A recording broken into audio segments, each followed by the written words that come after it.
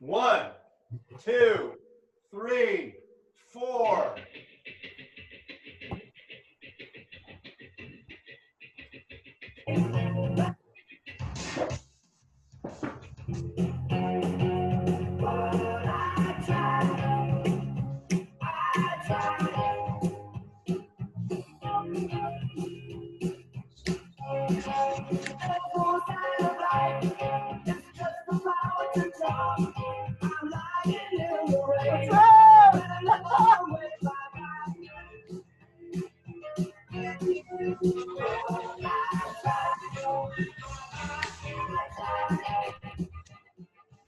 I think we might be a little out of sync.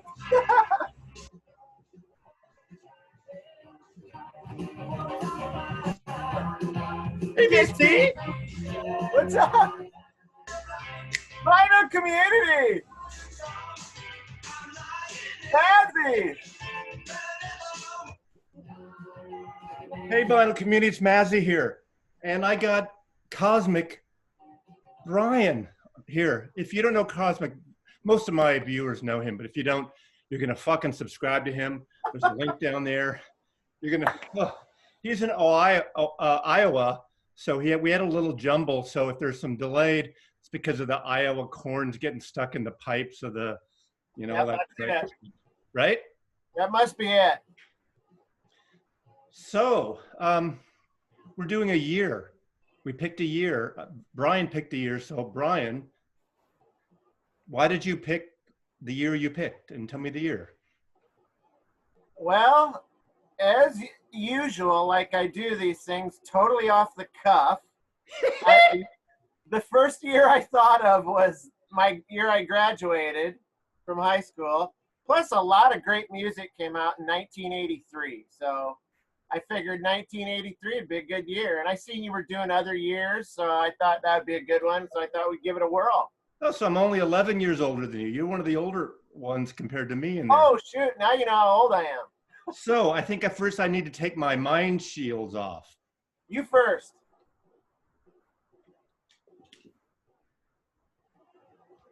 Ah! Oh, Lord. Yes. The orb. The orb. Yes. All right, my turn.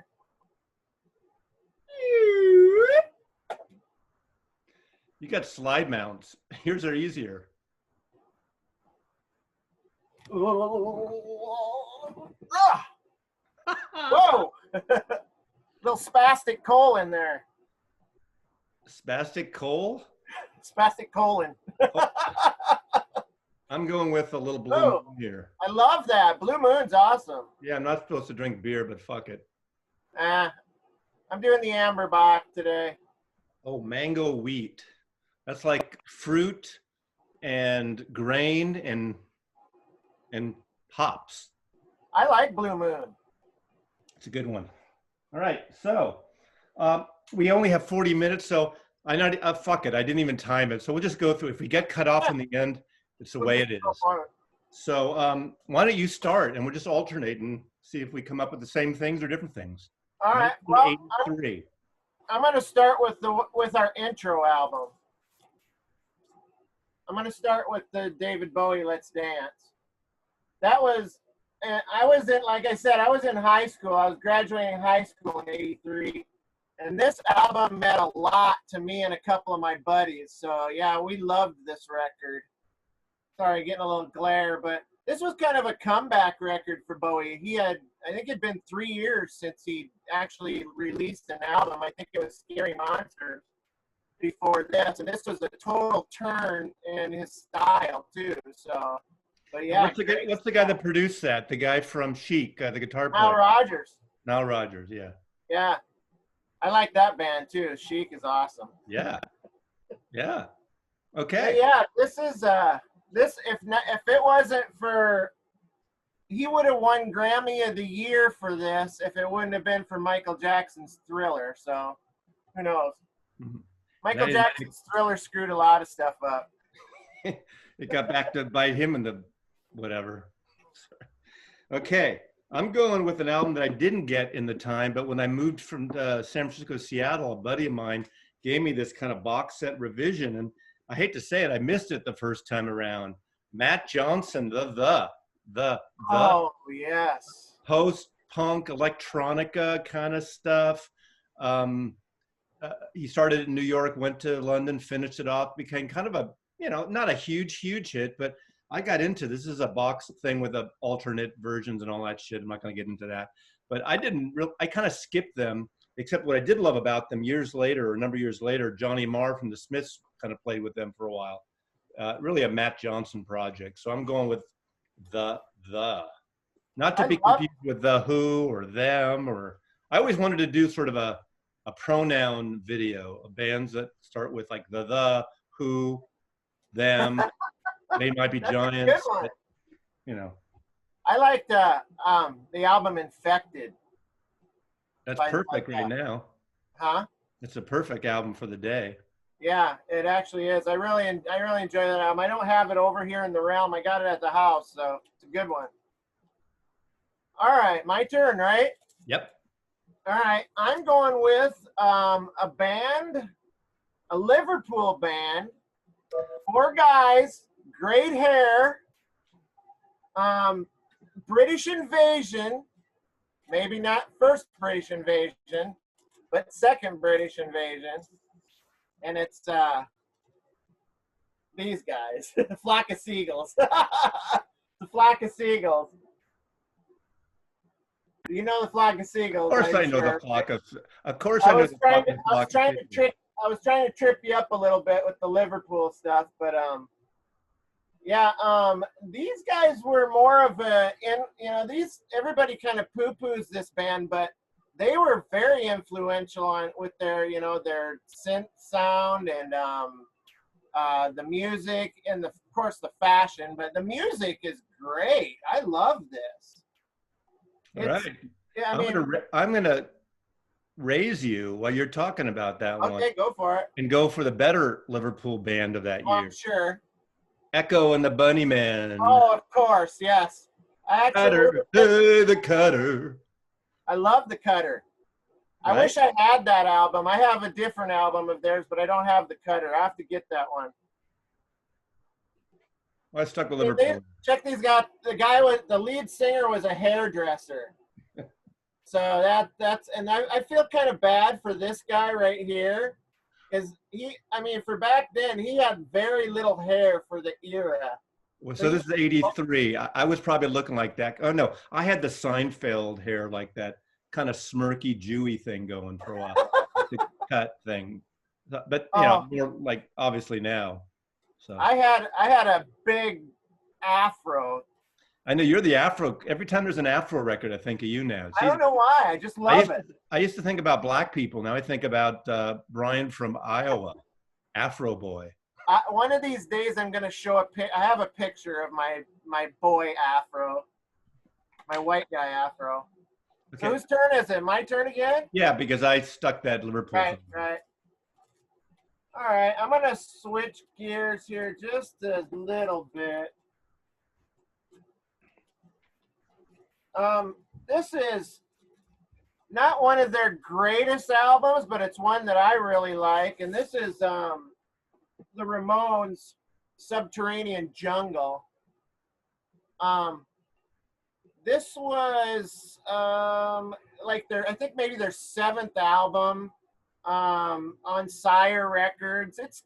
It's kind of a return to form for them because they'd kind of gotten into the pop realm a little bit on their last 2 or 3 albums before this one. But this one, they kind of gave Johnny Ramone full reign with the style and the guitar. And so they kind of got back to their fast-paced, more punk attitude kind of style. So I've never had that album. I just happened upon a whole stack of Ramones albums for dirt cheap at a antique store, and I was like, gosh, I can't leave those behind. I had to grab them. I'd grab it too. Yeah. Okay. And little known thing, these guys were punks, but Johnny Ramone was a hard right right-wing guy. He was a Republican all the way, the guitar player. He was a bit of a, and I'm not saying anything bad about Republicans or right-wing, but he was a pick.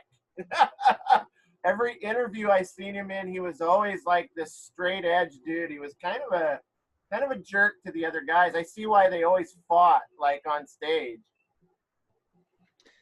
All right. I'm going with, did a whole feature on him with The Archivist, but Billy Bragg. First album Nice. came out, 1983. I didn't know anything about him, and I went to see Echo and the Bunnymen at the Berkeley Community Theater in this year, obviously. He, everyone is really stoked for Echo and the Bunnymen, and he comes out with just a guitar, electric guitar, and just quiets down the crowd because he almost has like this folk punk thing going, and he just destroyed it. He was amazing. So I went to see him every time he'd come through the Bay Area. I've seen him maybe 6-7 times since. He did those later records with Wilco, where they wrote music to lyrics from Woody Guthrie and stuff, the Mermaid sessions, whatever they're called, Mermaid Avenue sessions. But his first record, this is a reissue. I did a bunch of EPs initially, and I love these records. Just thick British accent, and just he's the working class guy of the folk rock thing, and still a socialist, and still in that whole thing. So I'm going Billy Bragg. Man, I heard you and Rob talking about Billy Bragg the other day on your Rob Walker collaboration, and yeah, I've got to get some of that in the collection for sure. I also heard you guys talk about this record a little bit. You guys talked about the Police, but you touched on the Synchronicity album, where, and your assessment was the one that I agree with. They went from a small venue band to an arena band on that, just on the merits of this record alone. But it's a great record, though, right? Oh, it's amazing. Yeah. This is basically the sound. This is like their Let It Be, though. I mean, this was the sound of a band coming together and breaking up at the same time. So Stuart Copeland, man, and Sting just fucking hate each other. Those guys, like, they could, when they recorded this, they couldn't even record in the same room. One of them had to be in like the living room. One of them had to be in the studio. One had to be in a bathroom. I mean, they couldn't even be in the same room together. And like you and I right now, basically. That's true. Right? Only I want to be in the same room as you. This is our first record, and like we can't even be in the same place together. I know. God dang it! I'll tell you what, though, Mazzy, I'm gonna make us a promise. I want to come out and visit you sometime. I really do. So. Well, what, your wife or your is it airline, works for the airline or something? Yes. Yeah. Yeah. So I can make it happen. One of my all-time favorite bands of the '80s doesn't even, and what I like about them, they don't have that 80 flourishes. And to me, it's the drum sound and that tinkling piano. You always hear in '80s records. Where I was just watching a movie the other night. Live and Die in L.A., kind of a noir film from the '80s. I love that.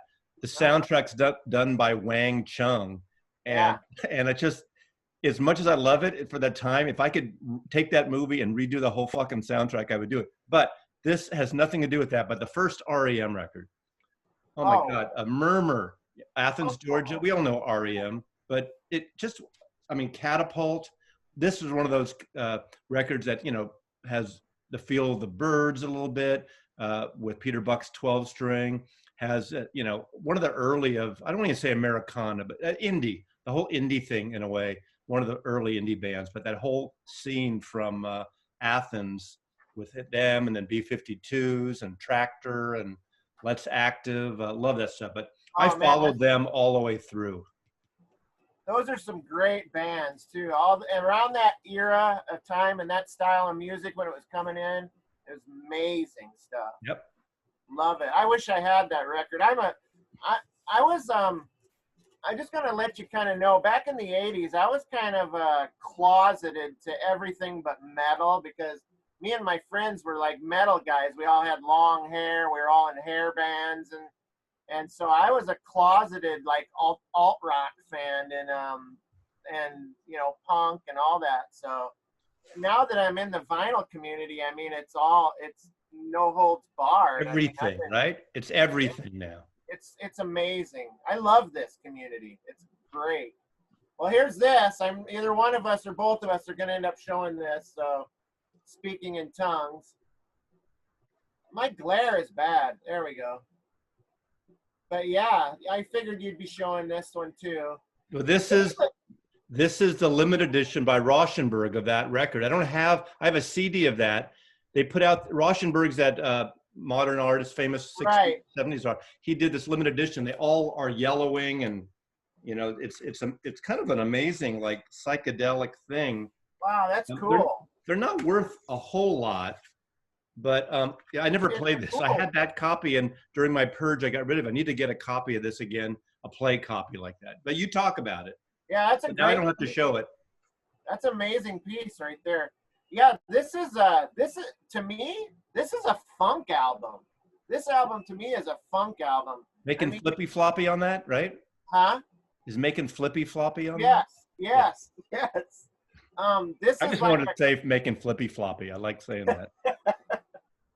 This is like a cross between like white art rock and deep black funk. Yeah, I see it. Making Flippy Floppy. I just wanted to say that. It's like a porn film. It is. I'm going to have to put on some porn music in the background. Sorry, that's disgusting. So. That was an extreme close-up. Yeah, it shows my lines. This is amazing. I love this. It's a funk record to me, man. I'll put this in my funk category.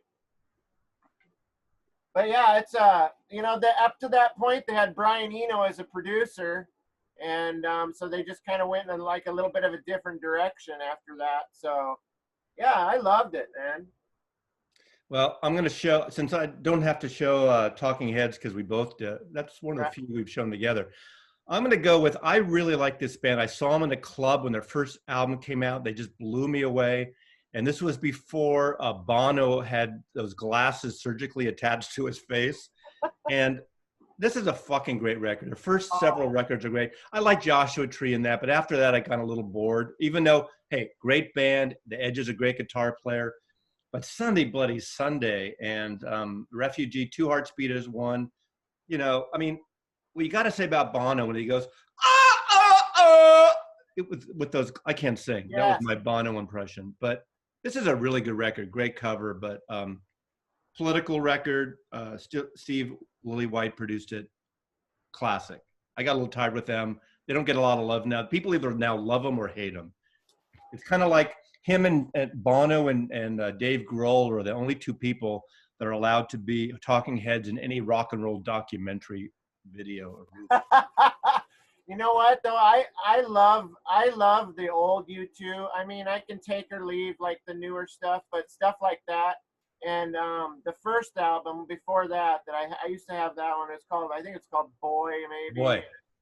And as the song on there, I Will Follow. God, I love that song. Great song. Great song. And that album that you just showed, I hate to admit it, but I recently traded it away for some other records, and I can't believe I let it go. It happened. We all have been there, and we're still there. Yeah, I don't regret because I got some good records for it. So, okay, this is going to be off the beaten path again. This is Stiv Bators, Lords of the New Church. I'm trying to get it. There we go. This one's called, this is Nothing Sacred. This is their second album. I think they had like 3 records. But this is one of his projects after the Dead Boys. And it's more of a gothic, kind of dark post-punk, I guess. Like the Church? No? Yeah, kind of like that. Or Bauhaus?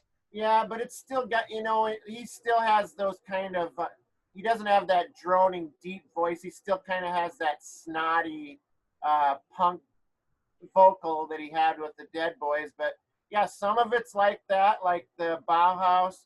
And then again, some of it's got like the punk punch to it, like the old like Dead Boys stuff too. But the one thing I noticed about this record is the bass. Oh my God, the bass lines on this are incredible.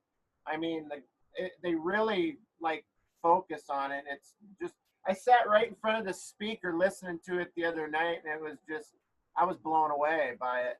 I never heard it. I got to check it out. Yeah, there's some horns on here. There's like some trumpet, some saxophone that gives it even a little different spin. But yeah, I like this a lot, actually. I picked up this one and their first one pretty cheap somewhere. So yeah, I enjoy it. But definitely, they do a cover of Let's Live for Today, like, na, na, na, na, na, na, live for today. Yep. They do a cover of that, and it's really good, too. You have to check it out. Give it a try. All right. Well, you know, there's a little adage, what came first, the chicken or the egg? And it's, to me, it's a little ballsy when you write a song and have your first hit single is the same name as your band. And I don't know, what came first, the band or the song? To me, this is one of the great singles of the 1980s, one of the great singles of 1983 in a big country. Oh, yes.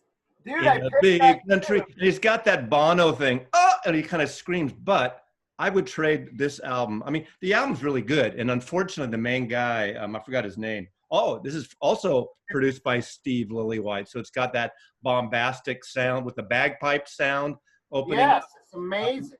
I love that. But he unfortunately killed himself a number of years later. His name was Stuart Adamson. Right. But another, Steve Lillywhite was probably my favorite producer in this whole period of the 80s for the rock and roll, the alternative, the post-punky pop stuff. I mean, he was like the guy, the producer, but I think this is a friggin' great record. Oh, I love it. I actually picked that. It's in my stack. that I was gonna grab it. Let's show it together. Let's do it. Hold on, let me grab it real quick. I can't go over into your frame. I'm trying to go into your frame. Keep trying. Maybe you can transport through there. If you really believe, you can get into the cosmic realm. Yeah, that's all you got to do. It looks like a little different. Mine's got the shrink wrap on it still. Well, this is an original copy from '83. It's got a textured cover, like a what do you call it? Not velvety. No, it's kind of. I feel it. It is textured. And it's got inlays, like. Yeah, I got that same album. Great record. All right, your turn. I even have a price sticker on it. It says $8.99. Okay, Brian. All right. This is gonna be kind of a. Don't laugh, but. This is Kiss Lick It Up.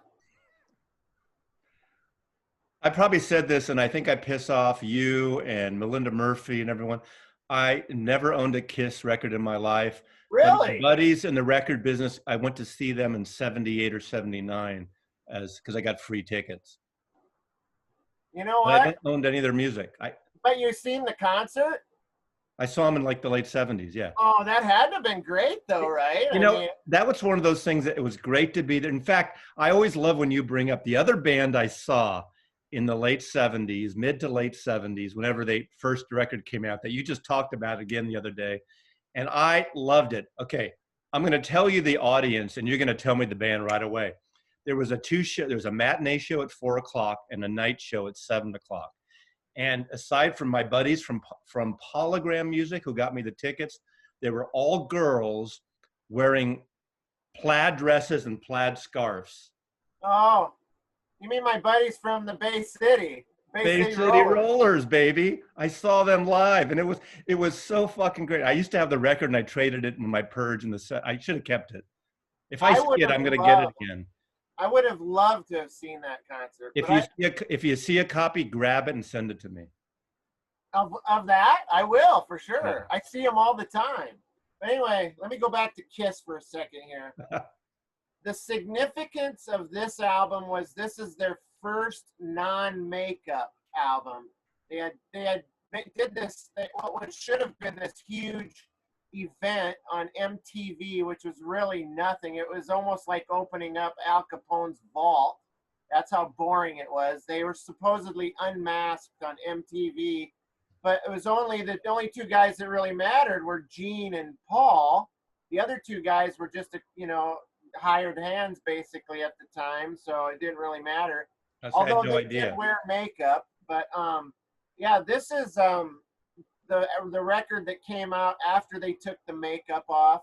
It did pretty well, and it's a good hard rocking album. Don't get me wrong; this has some great rockers on it. I might get you wrong. This guy right here, Vinnie Vincent, he's the guy that they hired to replace Ace Frehley. He actually had played on the album before this, Creatures of the Night, although Ace Frehley's picture was on the cover of that album. He didn't play a lick of guitar on it at all. But anyway, he was a bit of a showboat. He'd get out on stage during his solo and he'd just keep playing and playing and playing. And, Paul and Gene would get pissed off at him because he wouldn't stop. They finally fired the guy. They had to get rid of him because he was such a little weasel. But yeah, that's a little history for you. History, nice. I'm sure you didn't make that up. No, that's a Gene Simmons thing. Is that a collection, or is there a history collection or something? No. Yes, I'm sure there is. Okay, one of the best bands out of Manchester by default is New Order, because they came out of the remnants of Joy Division because Ian Curtis hung himself. But to all their credit, man, you're on the verge to come to America. You're lead singer. You have you're doing well in the UK. You're getting airplay on the underground scenes in America, and your lead singer kills himself. So 2 years later, or whatever it is, they come with this fucking great record, Blue Monday, and I love this record, Factus 12, and just a good dance record in terms of that 80s kind of dance post-punk thing. Beautiful cover too. Peter Seville, who was the art director on all these Fax label and did all these. This is actually from the National Portrait Gallery. These flowers. So love this record. Yeah, that's a great record. Another one is on my wish list and want list. I still do not have it yet. My friend Dan, who I went to visit down in St. Louis, he does Dan's Vinyl channel. He's a huge synth fan, and he's always trying to get me to get on board with that stuff, and I don't know why I don't own any yet. So I get it. I dip in here and there. Sometimes I love it, sometimes I don't. There's all these new psychedelic, the new of psychedelic bands of the last few years that I really got into for their first or second album. Then all of a sudden they get electronic, even or folky, like Bon Iver now is doing all this electronic stuff. The group The Temples is British bands, more of a beat thing going. I'm trying to think the other one. They just put it out of them. I forgot. But there's all these kind of new psych bands that I still buy a lot of new music. I love new stuff. But a few years ago, 5-6 years ago, when there was these the new psychedelic thing out of the UK, they're all doing danceable stuff now. Not that I don't like it, but I wanted them to stay with that real psychedelic-y thing personally. Yeah. But, it's a bigger audience because the kids are into that kind of thing more. So I know I hate catching myself when I start calling 20-year-olds and 30-year-olds kids. I hate it. Means I'm old again. Well, do you have one child or two? I have two girls. How old are they? I got a 15-year-old and a 22-year-old. Fuck. Good luck. Sorry. Yeah. I got a 29-year-old son, so. My 15-year-old's a wild one. So yeah. Takes after her father. This is another great release. Def Leppard's Pyromania. Until then, they were just kind of on the cusp of breaking big. But with this album, it not only propelled them into the mainstream, but it brought the rest of the hard rock, or whatever you want to call hair metal or hair bands. It vaulted the whole genre into the mainstream with just this record alone took it with them. And boy, I'll tell you what, Mutt Lange, I don't know if you're familiar with Mutt Lange, the producer. He produced this record. He's quite a perfectionist. He really really got it out of them, and they stepped it up. And this record is super good if you like, you know, hard rock metal stuff. I mean, it's not hard to find. It's an easy one to find, but boy, it's again, it reached #2 on the mainstream charts, only to be stopped in its tracks by Michael Jackson's Thriller. You got a fucking thing for Thriller tonight. I'm just saying that Thriller was a force to be reckoned with. Yeah, right. You could, even the hardest of bands couldn't overcome. No, Michael Jackson almost single-handedly got MTV to play black music. So all power. Yeah, do that. That's exactly right. Yeah. Okay, I'm going with someone, an artist who had been around a long time. All of a sudden, he breaks mainstream. He breaks from jazz to rock and roll. He, on MTV, puts him over with an amazing fucking video directed by Godley and Creme. Godley and Creme, the half of 10cc, who started doing all these great videos for MTV, and that's Herbie Hancock, yes, Future Shock, and Rocket, dun dun dun dun. Dun, dun, dun, dun. It's kind of like I remember I was always a Herbie Hancock fan before this, so I kind of like resented that. And then I thought, fuck it, he didn't sell out. He's doing his, people are buying his fucking records. Good, give him a break. But I was one too, a little like snooty about, you know, doing this. You know, a lot of jazz artists and people, you know, purists stick their nose up and hate that stuff. Oh man. This is a funky song, a lot of electronic stuff. He had been doing electronic fusion stuff for a while.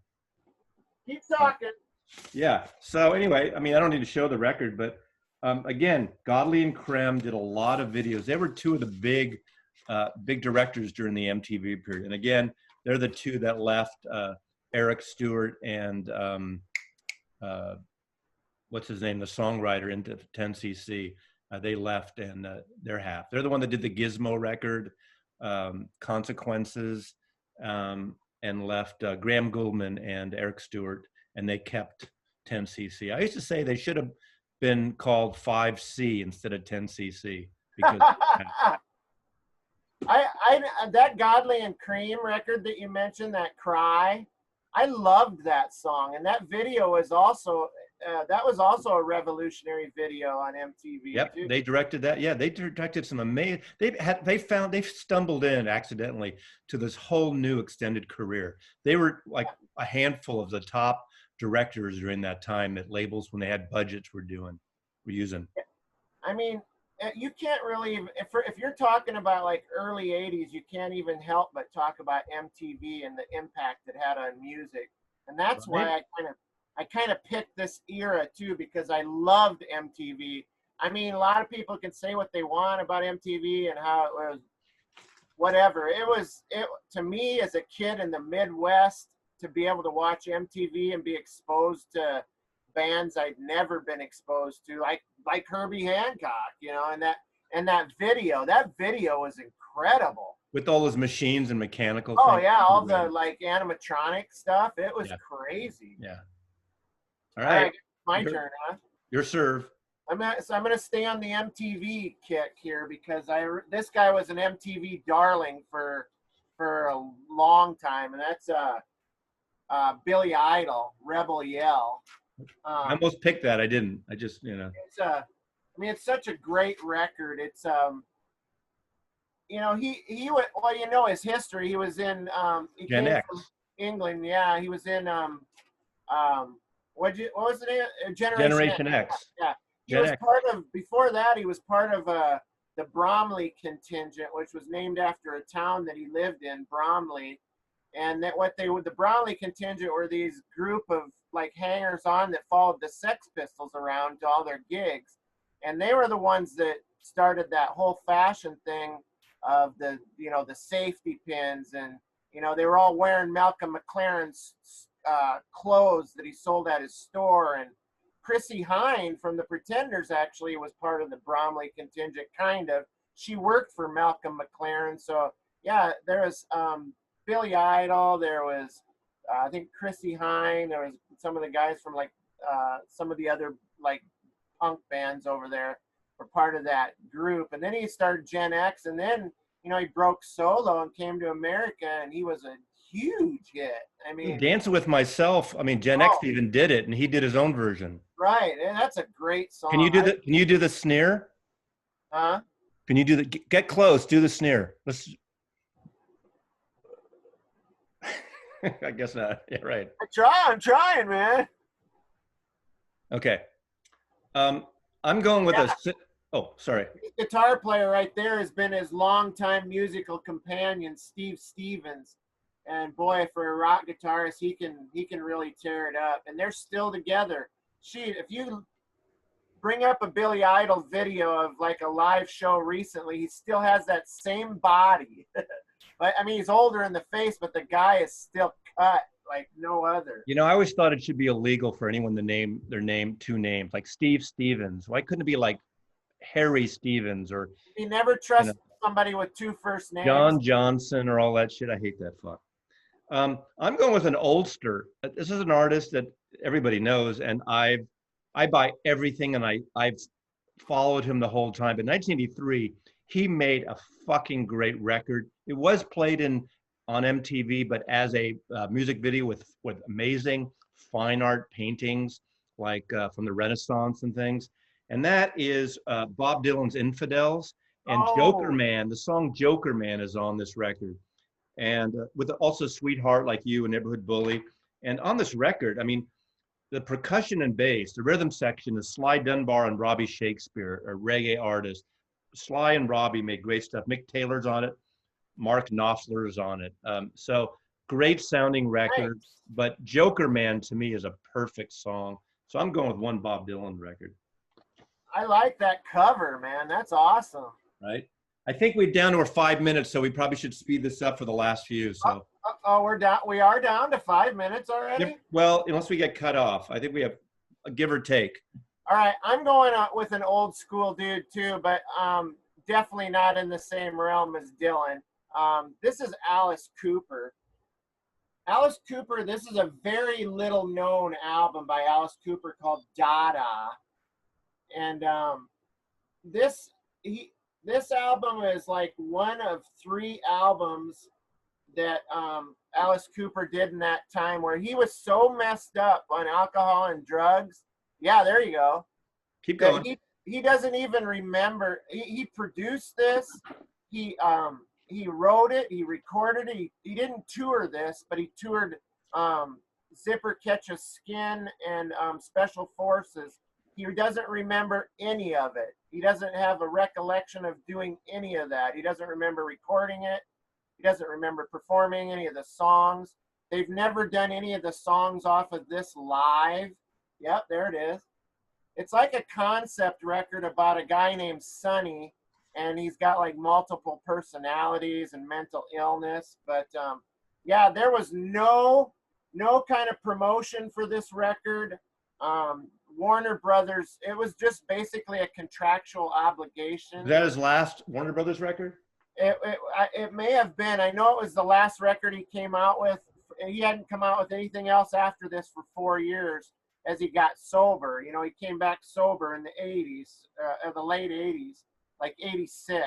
Okay. But yeah, he was so deep into his alcoholism that he doesn't even remember writing this album or recording it. So I thought that was kind of interesting. There's a cool little picture of him on the back as a youngster.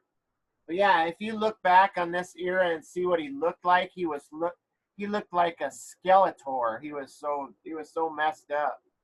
But yeah, this one's a guitar player, one of the great guitar players, but wasn't really an MTV thing, I don't think. But unfortunately died young, and I got to show it just because. Yeah. And that's Stevie Ray Vaughan. Oh, and, yeah. You know, what a great guitar player. I was never a huge follower of him, but you can't deny his talent. And, you know, not like Hendrix, but he's one of those guitar players that when you watch him, he just made it look so friggin' easy. Like, if I could play like that and make it so easy. He played on this record. It was kind of a stepping stone for him that Bowie loved him. Yeah, I mean, what a great artist. Anyway, that's all I'm going to say about him. Yeah, it's too bad, man. You always wonder what could have been, you know. My turn again? Yep. All right, I'm gonna go with something that I just picked up like recently, but this is an old metal favorite. This is Ronnie James Dio, Holy Diver. The cover itself is awesome. If you see it, there's his logo right there. If you flip it over, it says devil. I think it says I buried Paul. Yeah. But anyway, he says that it's impossible because it had to be coincidence if that's the case. But anyway, this is Ronnie James Dio. He also died young by cancer, and but he had a stint in Black Sabbath as their singer. He was just coming off of that tenure when he put out this solo record. He claims, every artist has like their one perfect album, and Ronnie James Dio claims that he's had 3, and one of them was this one, Holy Diver. The other one was this Black Sabbath album, Heaven and Hell. And then he was also in another great band called Rainbow. Yeah. And so, yeah, he had the triple threat dream albums. He said that that he was lucky enough to take part in. So, but yeah, Ronnie James Dio was a consummate gentleman. I mean, he's not your throw up party rock guy. He was very intelligent. He was just a gentleman and a scholar. And it's just too bad he died too soon. He got cancer and died a few years back. But this is part of his legacy. And if you like metal, this is a good one here. I'm going to close out, actually. I'm going to show 3 at once because they only relate because there's sort of that LA scene that was going on. And Love it. The first one, I think, was pretty much the only record he ever had on MTV because he certainly wasn't an MTV darling except for this song. And that's Randy Newman with I Love LA. Oh, and yes. of course, look at that sticker, as seen on MTV. But I love LA. Come on, Randy. You made some great records. The other one of his worst records, but is Neil Young. This is Neil Young in the Shocking Pink, a promo copy I got. I love that cover. He's done kind of oldies. There's a cover of the Mystery Train, Everybody's Rockin'. Did some new stuff too, but it's very it didn't really. Is that not a good album?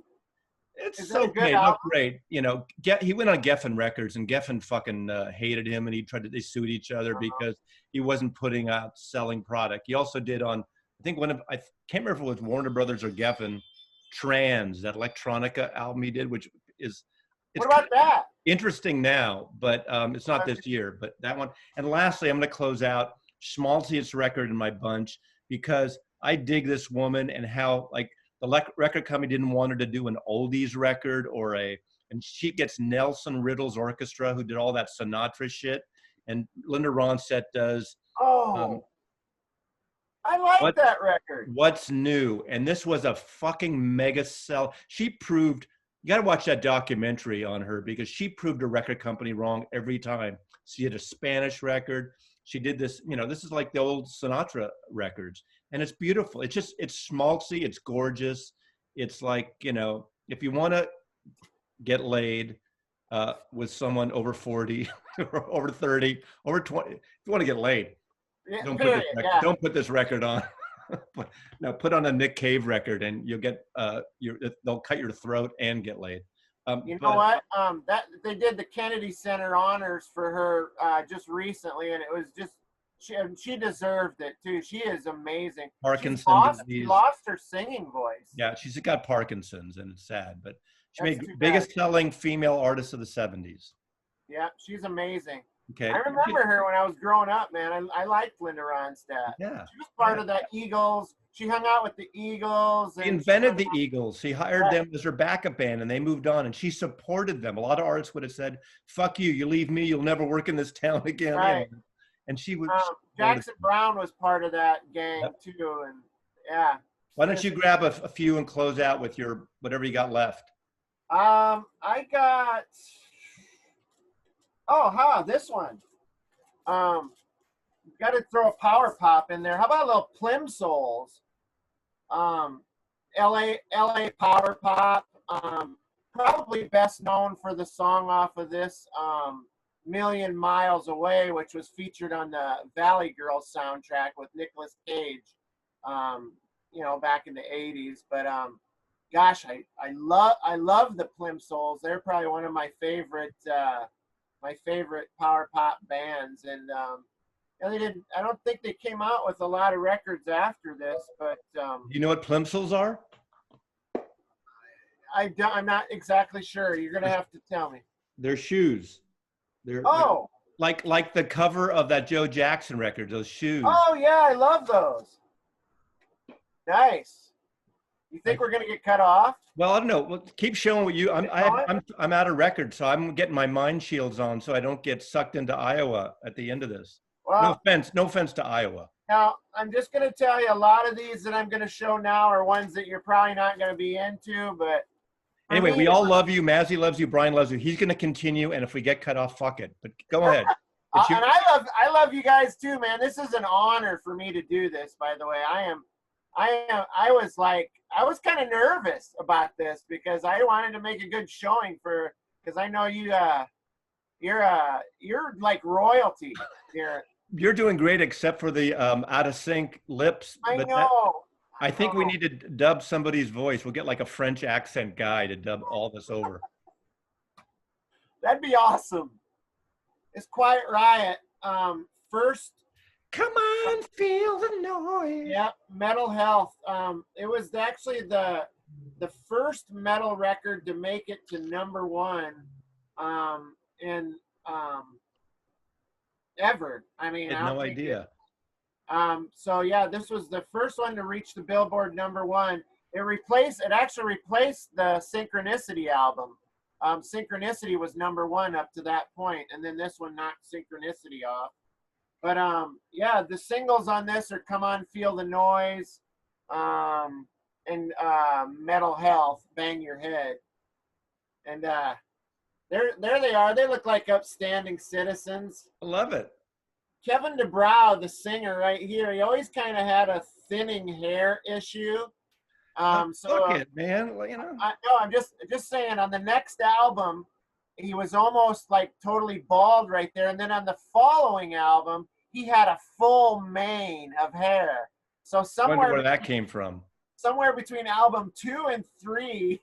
He ended up having as much hair as this guy does right here. So, you know, it was one of those things. The last time I seen him back in probably the early 2000s before he passed away, he was also wearing like a Rod Stewart wig during that gig. So, but yeah, this is fun party rock. You know, it stands to be the album that broke it through for the rest of the. I do know that album. Yeah, they got after they made it. The record companies came to LA and signed everybody. You know, all the hair bands. So, yeah, that one's fairly significant. He died of a cocaine overdose, unfortunately. Are you familiar with this record, Mazzy, at all? This Reflex, Politics of Dancing. I remember that song. That song was played a lot. I never had that. I forgot how it goes. The song Can you sing it for us? The politics of dancing, the politics of feeling good, the politics of moving. Is this message understood?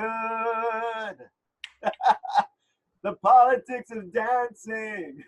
Anyway, yeah, that was a staple. That song was a staple for every mixtape I ever made back in the 80s. So, but yeah, it's a good album. It's a good synth pop album. My friend Dan just got this too. So yeah, he's digging on it. But yeah, this is a good one. 83. I'm just going to let you go. Is that it or more? Do one more. All right, let me see what I got here. Oh God. This was probably the most important metal album of 83. I can't wait. Motley Crue. I can't wait. Shout at the Devil. I can't wait. I know. Wait till you see this. Whoa. Okay. I do have one question. How did we get away of doing a 1983 record without showing it album from Genesis. Well, you don't like Phil Collins, first of all. Okay. But it didn't. I hate Phil Collins. There is a Genesis album that came out in '83. I saw it on my cheat sheet. So what is your beef with Phil Collins? You know what it is? I'm one of these things that Maslov, all my family, my friends, Maslov, they call me Maslov. Mazzy's a nickname from junior high school. Right. I like to beat a dead horse with jokes and with things, with concepts. Like, I love to hate Billy Joel. Now, I used to like Billy Joel records, Uptown Girl, and, you know, Piano Man, all that shit. Something about Phil Collins, I think because I liked the first Genesis, I like Peter Gabriel a lot, and I like that Genesis. I don't know what it is, but now I have to be consistent. It's kind of like, was it you? I just watched a video. Someone did a series of videos of records that they didn't give a chance, and they finally got in 2 years later. I just saw someone, I always forget who did what, but it's kind of like that. You know, I shouldn't say anything because the nicest guy, vinyl. Hey, you know what? I won that contest. I got second place. I got the Prague package. Well, you just won Logan Archer Mouth. You won second, right? I'm on a streak. And I won third, but I didn't know for fucking a week because he changed his name on his channel. I had no idea who it was. Changed it to Swellheads. What the fuck? Come on, Logan Archer Mounts. I've actually placed second in 4 different contests. I got second in Brandon's Mr. Hall of Fames. I got some coasters. And then I got second in Logan Archer Mounts. I got $21 in my PayPal account. I got second in Joey Under the Needle, Jersey Joey. I got second place in that. And then I just got the vinyl verse second place, the Prague thing. I'm looking forward to that Prague package. Well, I won 2 first places 2 days in a row last month. So I know you did. That was awesome. I feel guilty because I don't need any records. Like, you know, send me some toilet paper. I don't need toilet paper either. Hey, I've been wanting to send you something like a VCLT, but I don't think records is the answer. Brian, when this is posted, listen to this video. You'll know what to send me. All right. A record. We talked about it. Oh, okay. I think I'm on you. If you ever come across it, I'm just kind of, you know, I don't ask for things. I don't need anything, but no. But hey. Okay, we're gonna wind down. I love talking to Brian. We're gonna meet someday. You know, he would be out here, or you know, who knows. But this has been a fun trip, and I had to like dress up for Brian. You got to dress up for Brian, and I did. I dressed up for you. I almost put some beads on. He has a Grateful Dead T-shirt on. Wow. Yeah, I do have a lava lamp. My lava lamp's not very bright back there. Dude, I love that. It's the same as mine. It's the same one, but it's not very bright. It's like. No, it's. Yeah, it looks like the coronavirus is floating around in there. Hey, what do you think of my red glittery one? Oh, I did see that at one point. Yeah, it's not. You can't see it right now, but. But I do have. This is my buddy's. I think we're going to close out now, but. Are you going to play drums? I'll play air drums. Fuck. I'll play the air drums. If people are watching this, I think it's time to turn it off. Go for it.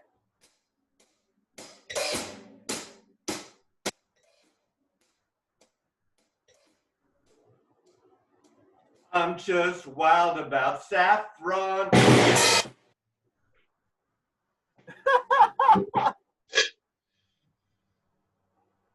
Anyway, oh shit!